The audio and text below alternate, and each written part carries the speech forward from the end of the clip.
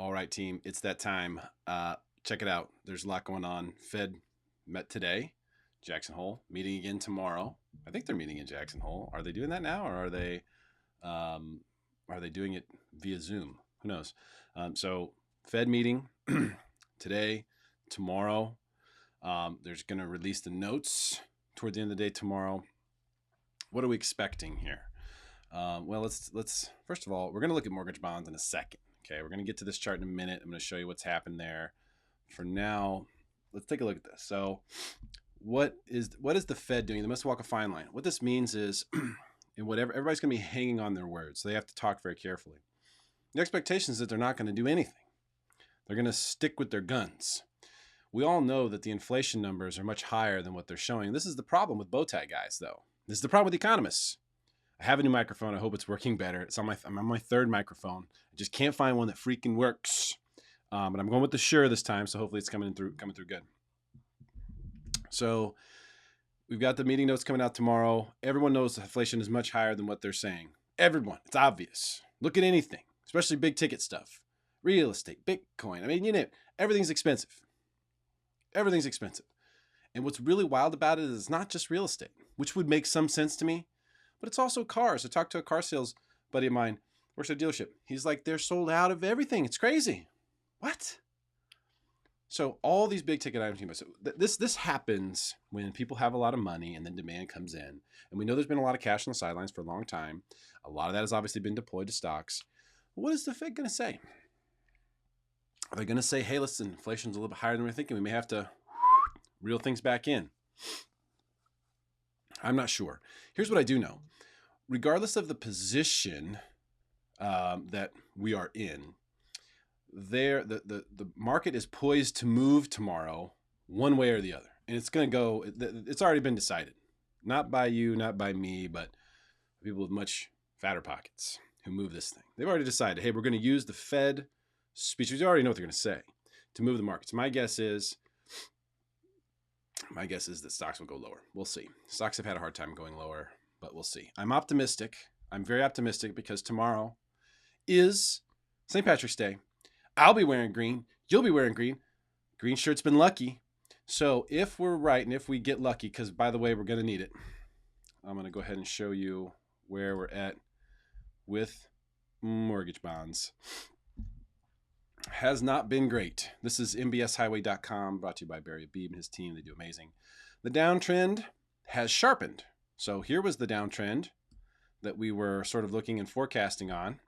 And remember, when we talk about down, we're talking about down on bond prices, which means increase in interest rates. I'm going to go ahead and get rid of some of these lines because we don't really need them for this.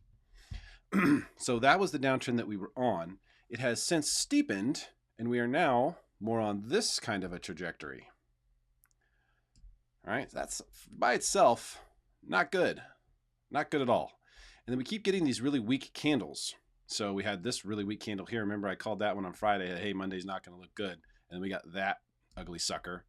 We want these prices to go higher because that will mean that interest rates are going to go lower. As long as these bond prices keep getting hammered, and as long as bonds continue to be sort of a junk investment, which is what it appears to be, if we're experiencing, you know, even what the Fed is saying, around 2% inflation, you're only getting 2% for your bond. What are you doing? You may as well put it under the mattress. Why are you taking any risk at all? Buy a good safe. Right? Same. Am I bad at math? I don't think so. So that's kind of what's going on here. And because everything else is flying so high, who would want to be here? If it's just the Fed buying the bonds, guys, we got a problem. And that's kind of what it feels like. So anyhow, we had this terrible candle. Then yesterday we had this terrible candle, which actually broke below this super important support line here and kind of closed right on it. So we're like, okay, maybe Barry's off by a little bit. Maybe the line should be a little lower, you know, and this is a really good sign. No. So today they actually issued alert to lock, and that was at about 11:15 Pacific time. Now I've been saying, you know, since basically right here that you should lock, and that, you know, the prognosis would be that rates might get better later. We need things to change because as it stands, as you can see, we had this downtrend already, and then here now it's gotten more accelerated. And then we're still within that. In fact, we could be up, 20 basis points tomorrow right here and still be inside of that downtrend. And then we have all kinds of resistance on the way higher from there. So we need a serious, mortgage bonds need a vaccine. I think they got corona. They are just getting murdered, and there's no end in sight. So is there anything that the Fed can say that can change course here? Well, believe it or not, if they were to talk about the actual inflation that exists and say they were going to do something about it, in other words, if they would acknowledge the fact that the inflation numbers probably that they're looking at probably aren't right. Now, bow tie guys have a hard time doing this because they like to look at the numbers and they trust it like it's the gospel. So they're going to look at the numbers and go, but the numbers say this. Can you guys project something? Can you go out into the real world and make a purchase on something? Can you take a look around? So we'll see if there's any common sense left in those bow ties or not. But if there is, and they say, you know what, I think inflation might be a little higher than what the data is showing us. We're a little concerned. We think we might tighten soon. That's all you have to say. Wouldn't even have to do it. All you have to do is just say, we might tighten soon, or we're considering tightening. Don't even have to do it. If they just said, we're considering tightening, stocks get murdered, bonds would fly high, we'd have a huge day, it'd be the best St. Patrick's Day. Bonds would spike and rates would drop. That is our best case scenario tomorrow. And I know that doesn't sound like it's very likely, and it's not. But in the words of Jim Carrey on Dumb and Dumber, so you're saying there's a chance. Yes, there is a chance for good news tomorrow, but it's not a good prognosis. The near term, I'm going to say in the next month, we're looking at serious headwinds for bonds and real trouble for mortgage rates. Now, when I say real trouble, I mean they're not going to be able to get better. They may stay the same. They may go sideways. They may get a little bit worse. I don't think they're going to spike crazily because they kind of already have. But I do think they will recover, as we have a history for that. The last 3 times this happened, they've recovered almost entirely every single time. But this is a different circumstance where we actually do truly have rampant inflation, and we have a Federal Reserve who's supposed to, literally their only job is to make sure that that doesn't happen, and they're ignoring it. So if you were a bond investor, what would you do? I don't know. I'd probably exit. I don't own any bonds. Do you? Who owns bonds that's watching this right now? Let me know. Drop me a comment if you own any bonds. I just can't make sense of it. You may as well put it in the mattress. So that's where we're at. Now, the Fed, can do whatever they want. But really what's going to be important tomorrow isn't really what the Fed does. It's really going to be more about what they say. And that's why if they just had any sense about what is taking place in the real world here, not just on their spreadsheets, they would say something about tightening, even if they're not going to do it. They would say, we're considering it. We may need to consider tightening. That's all I have to say. And you would instantaneously see a boost in bonds that would be very helpful for mortgage rates. So I hope we get that. I hope that's what happens. I don't know if that's what's going to happen. What's up, Philippe? I'm glad this is working again. He says, let us know tomorrow. Philippe, I got it. Look at that beautiful picture of you and Tanya there. You guys are great. You can drop me a comment, by the way, live on these anytime. I am going to do hopefully another video tomorrow. And then on Friday, we'll be back with Monica for the bottom line. We're going to really build that out into something really fun where I'm just going to basically tee off every Friday on everything that's going on throughout the week. We're going to look at some of these top stories and see. I don't know if you saw LeBron James is now part owner of the Red Sox. I thought he was a Yankees fan. I know some Red Sox fans that aren't very happy. That's fun. But aside from that, looking at home loans here, and specifically, for myself, being a VA home loan specialist, if you know anyone who's wanting to refinance a VA loan or purchase with a VA home loan, I'm happy to help walk them through it, explain everything to them. Looking at the market itself and going, okay, so we've seen interest rates rise a little bit. And has this made an impact? I've been texting some of the agents that I know really well who do a lot of business. I've been texting some agents that I work with, some that I don't. I'm just trying to get information about, are you seeing anything? Yesterday, it's only Tuesday.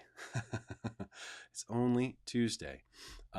This week, I saw the first offer get accepted by a buyer of mine with no counter.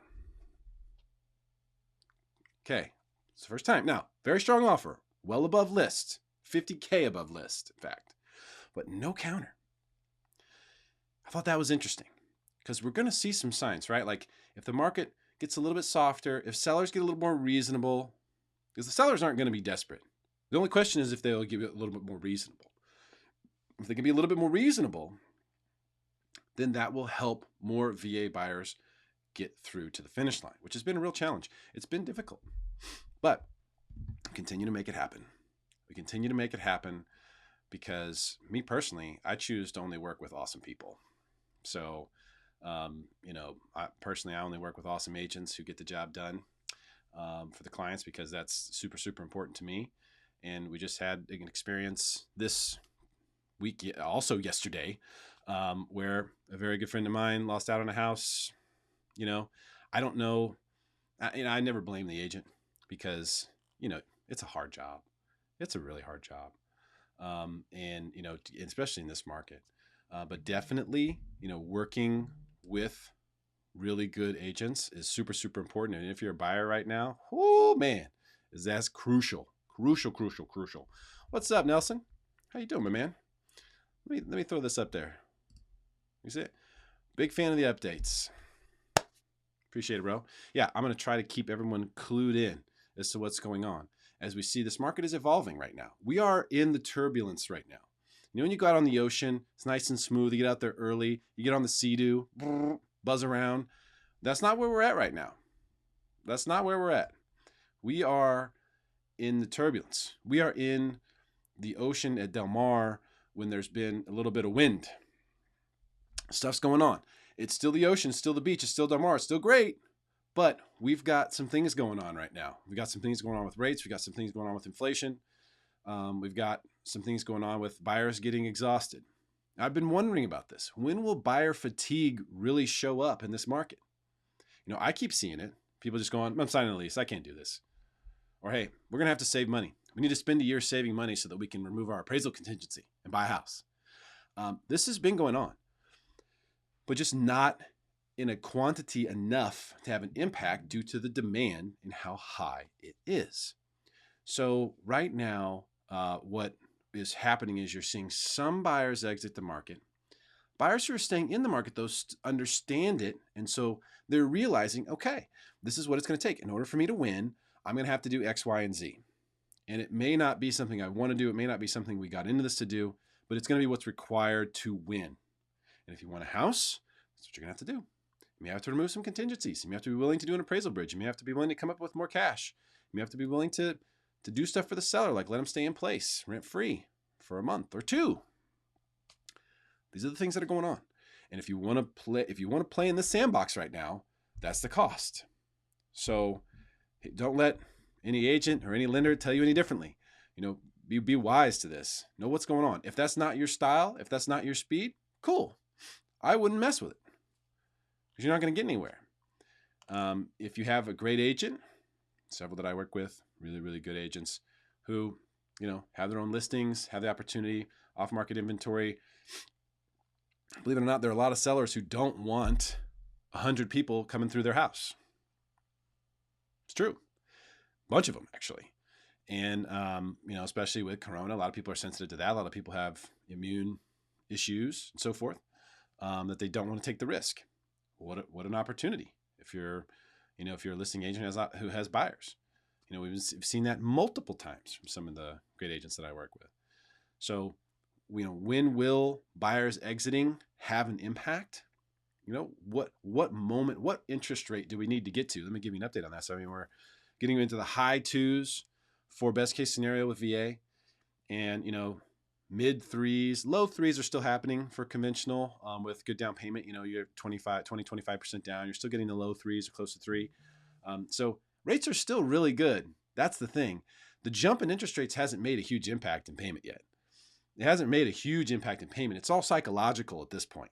So if someone goes, I've had several VA buyers, the rate's not 2.25 anymore, hell with it. So wait a minute, your whole thesis for buying a house is just because you get 2.25? That doesn't make sense. So sometimes we have to go the extra mile and educate about that. Like, what's the actual plan here? This should be a macro thing, not a micro thing, buying real estate.